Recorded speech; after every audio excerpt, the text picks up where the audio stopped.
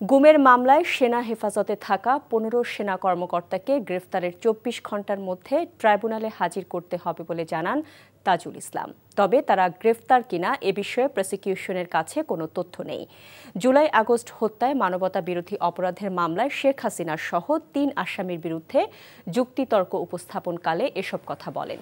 গুমের মামলায় সেনা হেফাজতে থাকা ১৫ সেনা কর্মকর্তাকে গ্রেফতারের ২৪ ঘণ্টার মধ্যে ট্রাইব্যুনালে হাজির করতে হবে বলে জানান তাজুল ইসলাম।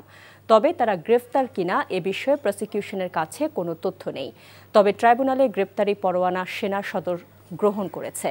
এদিকে শেখ হাসিনার মামলার কার্যক্রম সরাসরি সম্প্রচারের সময় চিফ প্রসিকিউটর কার্যালয়ে ভেরিফাইড ফেসবুক পেজ সাইবার হামলার শিকার হন বলে জানান তাজুল ইসলাম।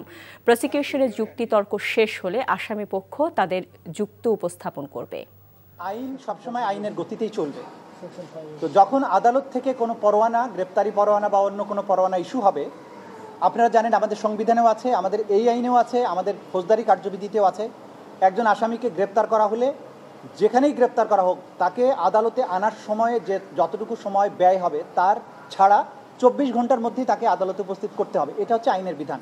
আমাদের কাছে যেহেতু আনুষ্ঠানিকভাবে ডকুমেন্টারি পদ্ধতিতে কেউ বলেননি যে আটক রাখা হয়েছে, মিডিয়াতে যেটা এসেছে সেটাকে আমরা আমলে নিচ্ছি না।